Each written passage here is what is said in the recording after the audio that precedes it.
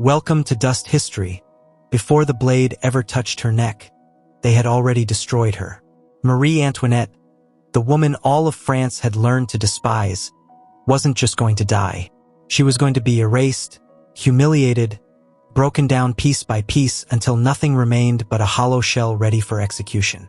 This wasn't just about ending a life. It was about obliterating an identity.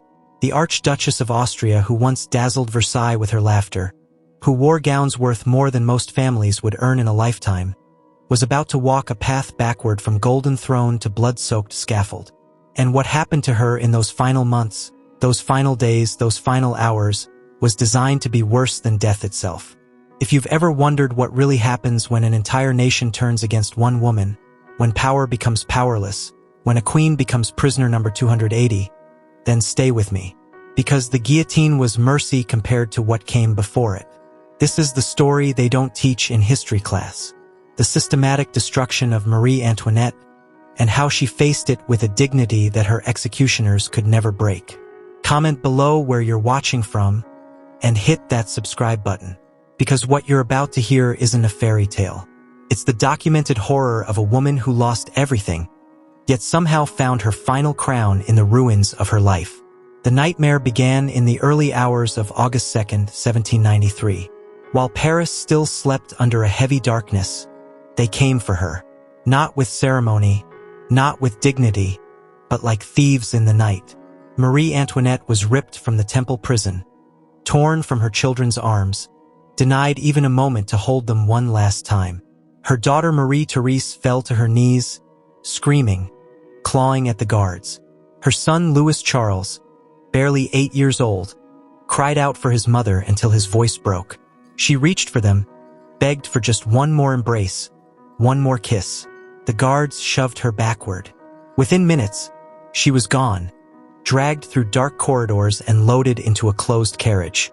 Her children's screams echoed behind her, growing fainter with each turn of the wheels. She would never see them again, and she knew it. They brought her to the Conciergerie, a medieval fortress turned prison that Parisians grimly called the antechamber of death. Everyone who entered the Conciergerie left for only one destination: the guillotine. There was no queen anymore, no majesty, no royal highness, just prisoner number 280, a number scratched onto a ledger beside hundreds of others, all waiting their turn to die. Her new quarters were a mockery of everything she'd ever known. A cramped, damp cell in the bowels of the building where moisture seeped through stone walls and rats scurried across the floor. The ceiling dripped constantly, a slow, maddening rhythm that marked the passage of time. Her bed was a pile of rotting straw thrown in the corner. Her light, a single flickering candle that cast trembling shadows across the walls. But the physical conditions weren't the worst part. The surveillance was. 2 guards were stationed inside her cell. Not outside, inside. They sat there day and night, watching her every movement. When she ate, they watched. When she tried to sleep, they watched. When she changed clothes behind a flimsy wooden screen, they watched. There was no privacy, no dignity, no moment where she could simply exist as a human being without hostile eyes tracking her every breath. The guards rotated in shifts, but the routine never changed. They spoke about her in third person as if she weren't there, making crude jokes, speculating about her fate, discussing the latest revolutionary gossip. Sometimes they would deliberately be loud when she tried to rest, banging their chairs, laughing, ensuring she couldn't escape into sleep. This wasn't just imprisonment. It was psychological warfare, a deliberate campaign to break her spirit before they took her life. The revolutionaries understood something crucial. Killing Marie Antoinette wasn't enough. They needed to destroy the symbol, to prove that royalty could be reduced to nothing, that divine right was a lie, that the woman who once commanded an empire could be made to suffer like any common prisoner. News from the outside world trickled in through whispers and distant sounds. She could hear the Seine flowing past the prison walls, hear vendors shouting in the streets, hear the bells of Notre Dame marking hours she no longer counted. Life in Paris continued without her, indifferent to her suffering. But one memory refused to fade. One wound that wouldn't close. The memory of Louis Charles, her little boy, Just weeks after her transfer to the Conciergerie, revolutionaries had come for him in the middle of the night, storming into his room at the Temple prison. Marie Antoinette had thrown herself over him, shielding his small body with her own. "He's only a child," she begged. "Please, he's just a child." They tore her away. Her son's screams filled the corridor as they dragged him from her arms, his small hands reaching for her, his voice calling "Maman, Maman," until distance swallowed the sound. That was the last time she heard his voice, the last time she felt his warmth. The revolutionaries took him to another part of the temple and placed him under the care of a brutal cobbler named Antoine Simon, whose job was to re-educate the boy, to turn him against his mother, to break him. In her cell, Marie Antoinette hid two objects from the guards, tucked into her corset where they couldn't be found. A tiny portrait of Louis Charles, no bigger than a coin, painted when he was still an infant, and a lock of his blonde hair, soft as silk, tied with a faded ribbon. These were her relics, her last connection to the life she'd lost.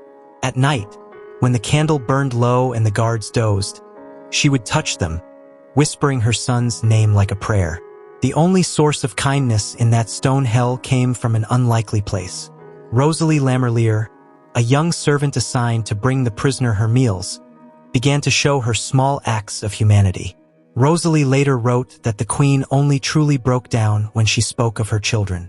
The royal facade would crumble, and what remained was a devastated mother whispering their names over and over, wondering if they were warm, if they were fed, if they knew she still loved them. But even this small comfort became a weapon. The guards mocked her maternal grief, made cruel jokes about her dead husband, invented vile rumors about her relationship with her children. Every insult was calculated to wound. Every silence was her attempt to resist. She learned to show no reaction, to keep her face blank, to give them nothing. In that suffocating darkness, surrounded by hatred, Marie Antoinette began to transform her pain into something unexpected. Dignity. She moved slowly, deliberately, as if every gesture mattered. She spoke softly when she spoke at all. She maintained a composure that unnerved even her captors. They had expected a broken woman, a sobbing wreck begging for mercy. Instead, they found someone who, stripped of crown and title and freedom, still carried an authority they couldn't quite destroy. Sometimes, in the deepest hours of night when the prison fell silent, she would stare at her candle flame, watching it struggle against the damp air. In that fragile light, she replayed her entire life. The glittering balls at Versailles, the embroidered gowns that took months to create, her children laughing in the palace gardens, the mounting hatred that had been building just beyond those golden gates. When had it all started to unravel? When had she stopped being a person and become a symbol of everything France despised? She had no answers, only dawn, and with it, another day in that stone coffin. 76 days she spent in the Conciergerie. 76 dawns without hope. 76 nights wondering if tomorrow would be the day they came for her. During those weeks, the woman once despised by an entire nation was stripped of everything that defined her humanity. Yet from that stripping, something unexpected emerged. A quiet, almost sacred strength.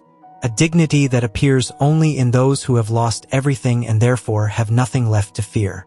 And then, in October, the cell door opened again. This time, not for another day of waiting.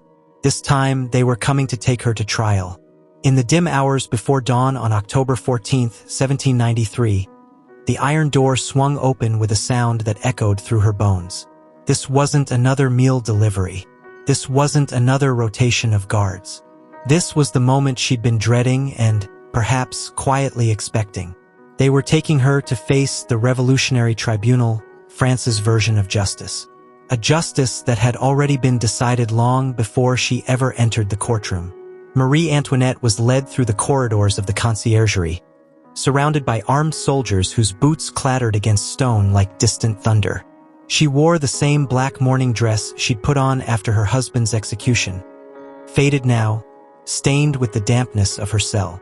Yet despite everything, her steps were steady, almost unnervingly calm. Prisoners pressed their faces to cell bars as she passed, some jeering, others simply staring in disbelief that the woman who once ruled France was now walking to her judgment like any common criminal.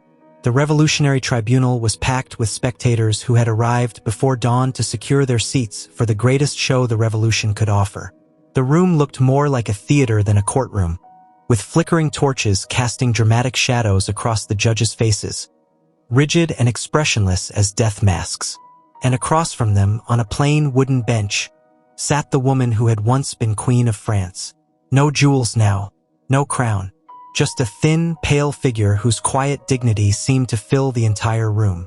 The prosecutor, Antoine Quentin Fouquier-Tinville, opened the proceedings with a voice designed for spectacle. Every word dripped with theatrical malice, every accusation crafted to provoke roars from the crowd. He listed her crimes with rehearsed precision. Treason against the French people, conspiring with foreign enemies to invade France, squandering the nation's wealth on personal luxuries, corrupting the morals of the court. Each accusation drew waves of cheers and jeers from the gallery. Fists pounded on wooden benches. People shouted insults. The atmosphere was more mob than court of law. But everyone in that room knew the truth. This wasn't about facts. The revolution needed a villain. It needed a body on which to pin years of hunger, taxation, war, and suffering. Marie Antoinette was the chosen sacrifice. She had been denied proper legal counsel, given no time to prepare a defense. She sat there alone, facing a panel of judges who had already decided her fate. When she was finally allowed to speak, her voice was quiet but steady. She denied the charges, not with outrage or royal indignation, but with the exhaustion of someone who already understood that nothing she said would matter. Witnesses filed in one after another. Some repeated lies lifted straight from revolutionary pamphlets. Others invented stories on the spot, each more outrageous than the last. They spoke of decadent feasts while the people starved, of secret meetings with Austrian spies, of mockery and contempt for ordinary French citizens. The audience ate it up, howling with approval at every invented scandal. Then came the accusation that froze the entire room. Fouquier-Tinville held up a document, paused for dramatic effect, and announced the vilest charge of all, that Marie Antoinette had committed incest with her own son. A chilling silence swept through the tribunal. Even hardened revolutionaries who had cheered for blood moments before dropped their gaze. Whispers rippled through the crowd like a wave of shock. Little Louis Charles, torn from her arms months earlier, had been coerced into signing a false confession. He had been coached, manipulated, forced to repeat horrifying accusations he was too young to even understand. Words designed specifically to destroy the mother who loved him. For a long moment, Marie Antoinette didn't move. She sat completely still, staring at nothing, as if the accusation had struck her somewhere beyond physical reach. The judges waited. The spectators held their breath. Even the torches seemed to flicker more slowly. Then she stood. Slowly, deliberately, she rose from her bench. She didn't look at the prosecutor or the judges. Instead, she turned toward the women in the gallery. The market women, mothers, the same women who had once marched to Versailles demanding bread, who had blamed her for their suffering. And in a voice as clear as a bell, she said simply, "I appeal to all the mothers who are here." That was all. No long speech, no desperate defense. Just those 7 words. An appeal from one mother to others. An acknowledgement that some bonds transcend politics and revolution and hatred. The effect was immediate. A wave of murmurs swept through the crowd. Some women turned away, suddenly uncomfortable. Others began to cry. For just an instant, the monstrous caricature from the propaganda pamphlets vanished, replaced by the truth. A mother torn from her child, humiliated beyond comprehension, facing an accusation so vile that even her enemies could barely speak it aloud. Fouquier-Tinville, furious at the shift in mood, slammed his fist on the table and forced the proceedings onward. But something had cracked. A flicker of humanity, or perhaps guilt, passed across faces in that room. For a moment, they had seen her not as a symbol but as a human being. Marie Antoinette sank back onto her bench, utterly drained. That single moment of defiance had taken the last of her strength. The trial dragged on for 2 full days. Every question, every witness, every scrap of so-called evidence was part of a carefully choreographed performance whose ending had been written before it began. The verdict was never in doubt. At dawn on October 16th, the judges announced their decision. Guilty of high treason against the French Republic. The sentence: death by guillotine. The clerk asked if she had anything to say. She simply shook her head. "What more could I add?" she whispered. The farce was complete. Yet even in that moment, her quiet acceptance became its own form of resistance. No screaming, no begging, no bitter accusations. Just a woman standing straighter than the men who condemned her, as if her silence carried more honesty than anything spoken in that courtroom. That afternoon, she was led back to her cell. Behind her remained the cheers, the accusations, the triumphant cries of the mob. Before her lay only one thing: the final morning of her life.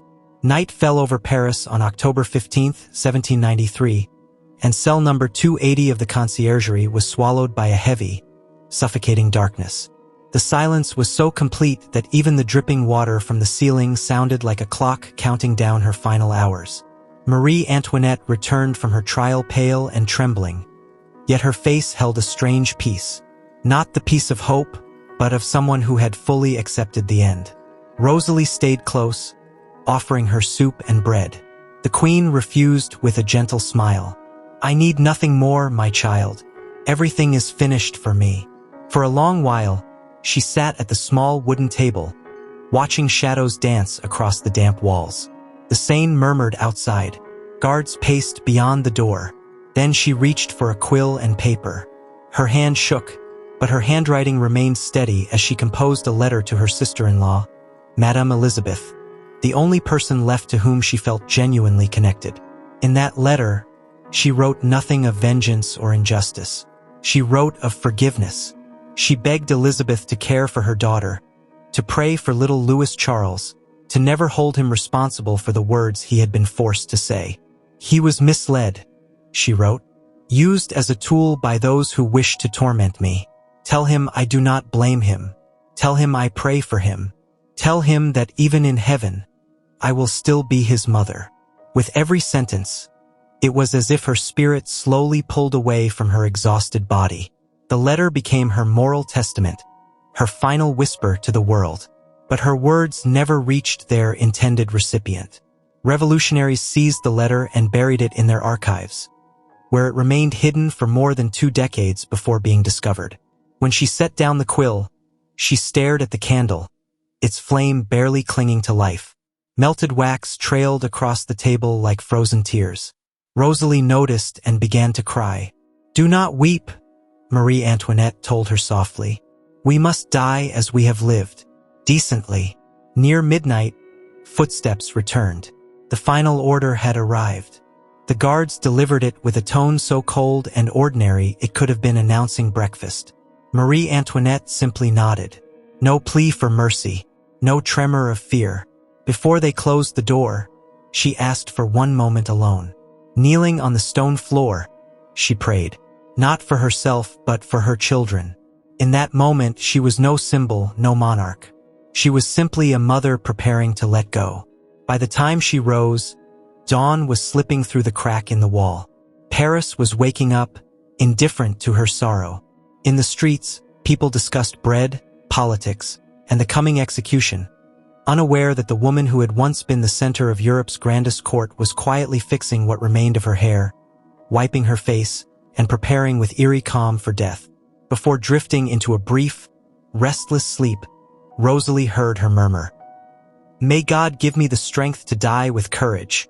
Then the candle went out, and the cell was swallowed by darkness. At sunrise, the clanging of bolts marked the end of waiting.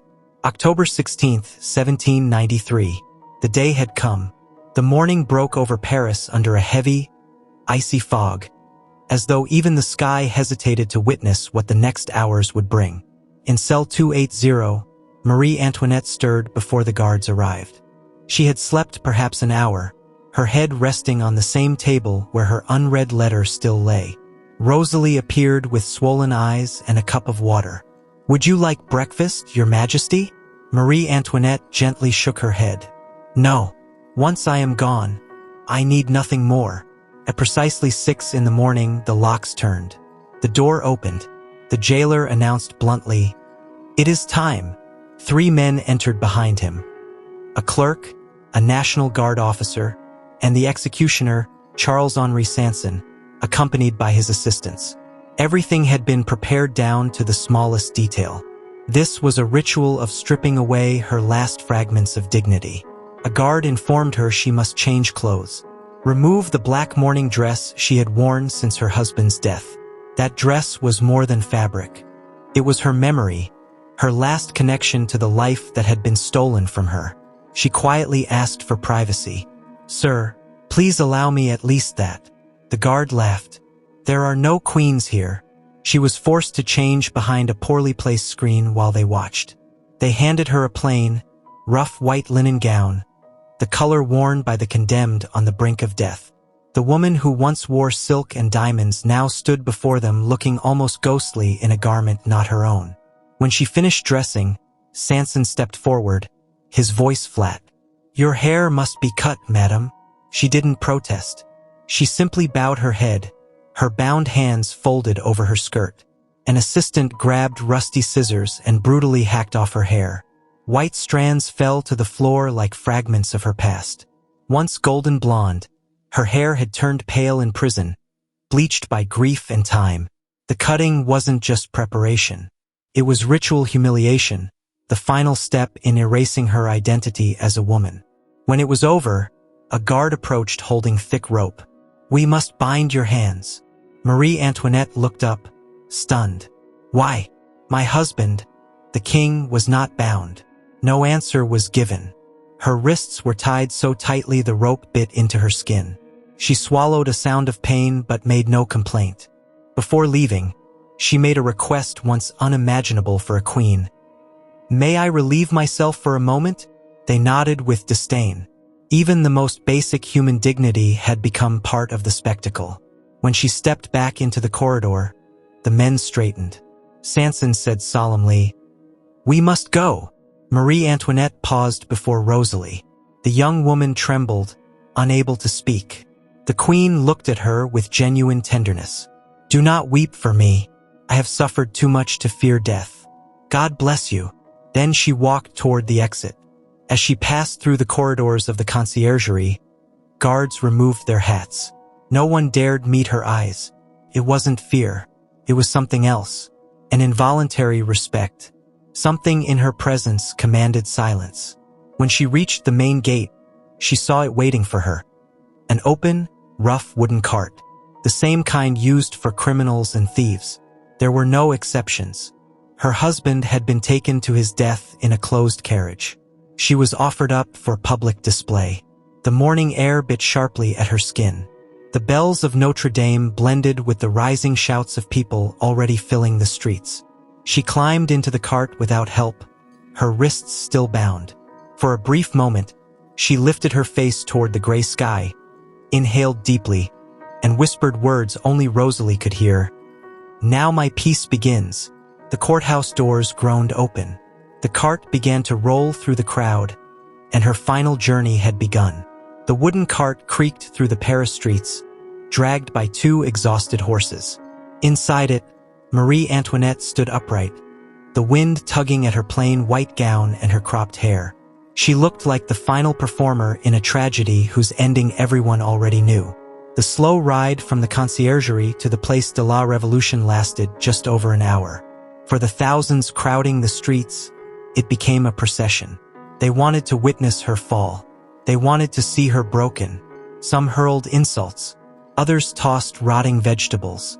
"There goes the widow Capet," they shouted. "The Austrian whore. The thief of France." Yet what disturbed most bystanders wasn't her presence. It was her silence. She did not react. She did not bow her head. She did not cry. Her expression remained composed, her posture unbent, her gaze fixed far ahead. The cold wind whipped through her short hair, but she stood unshaken. Artists and chroniclers later wrote that her face that day reflected not arrogance, but a solemn, unsettling calm. a woman who had already made peace with her ending. From a balcony overlooking the route, a young man with sharp features observed intently. Jacques-Louis David, the painter of the Revolution, opened his sketchbook and began to draw. He captured her profile. The long neck, the firm jaw, the hollow yet serene eyes. That sketch would become one of the most iconic images of her downfall. The cart continued through narrow streets, guarded by lines of soldiers. Windows opened and slammed shut as it passed. Some watched with open hatred, others with restrained, guilty respect. A gust of wind sent dust swirling into the air. The cart jolted violently over a stone, and Marie Antoinette stumbled, nearly falling. A wave of murmurs rolled through the crowd, but without aid, she straightened herself, lifting her chin as though nothing had happened. Nearby, market women watched her closely, the same women who had once marched to Versailles demanding bread. Some smirked cruelly, others stared silently. "She doesn't look afraid," one whispered. "Perhaps she has nothing left to lose," another murmured back. The journey felt endless. The city's noise crashed around her like a storm, yet inside she was still.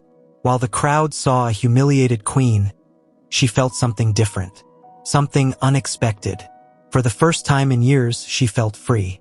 Free from the suffocating rituals of court. Free from the endless schemes and betrayals. Free from the venomous rumors. Free from expectations. Even free from fear itself. Then the cart turned a final corner, and the scene opened before her, the Place de la Révolution. In the center, towering against the pale sky, stood the guillotine. Its dark wooden frame and gleaming metal blade cut a harsh silhouette in the midday light. A massive crowd pressed around the platform, buzzing with anticipation. Their murmur swelled into a roar as the cart approached. Marie Antoinette lifted her chin. For a moment, everything else disappeared. The wind brushed her face. The noise faded. And in that chaos, an unexpected tranquility washed over her. She understood that everything she had ever been, queen, wife, mother, would end on that wooden platform.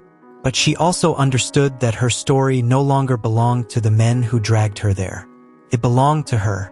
The cart stopped. Executioner Charles-Henri Sanson stepped down first, followed by his assistants. One offered his hand to help her descend. She met his eyes and replied softly, "No, thank you. I can manage on my own." With her wrists bound and her feet steady, she climbed down from the cart. Every step toward the wooden staircase echoed like the closing notes of a tragic symphony. The square thundered with shouts, fists in the air, mocking laughter, and the cold fascination that comes when an era dies before thousands of witnesses. The guillotine loomed above, silent and ready, its blade glinting under the sun. Marie Antoinette stared at it. There was no terror in her eyes, only that remarkable, almost otherworldly calm. She ascended the steps slowly. Her tied hands made balance difficult, but she refused assistance. Sanson stepped forward to guide her, and in that instant, fate played its last cruel trick. As she turned toward the plank, her foot accidentally brushed against his. For a heartbeat, everything froze. The executioner stared at her, startled. And then, just before they laid her down, she spoke her final words. Clear, soft, almost gentle. "Forgive me, sir. I did not do it on purpose." No scream, no curse, no desperate pleading. Just an apology. So simple, so human, so utterly unexpected that it stunned even those who had come to celebrate her death. That small, humble gesture became her last triumph. In that single breath, the woman stripped of her crown, her children, her identity, even her name, reclaimed the one thing her enemies could never take, her dignity. The assistants laid her on the wooden plank. The air around the scaffold tightened. From somewhere in the crowd, a voice erupted. "Long live the Republic!" Thousands roared back in unison. Sanson gave the signal. The mechanism snapped. A harsh metallic sound. A heartbeat later, the blade fell with ruthless precision. Her body went still. The executioner lifted her head by its pale hair, raising it before the masses. A violent cheer rolled across the square. Long live the nation. Long live liberty. For them, it was victory. For her, it was release. Some witnesses later claimed they saw something unusual, an expression of peace lingering on her face, a calm that seemed untouched by violence. Others swore the sky darkened the moment the blade dropped, as though the entire city held its breath.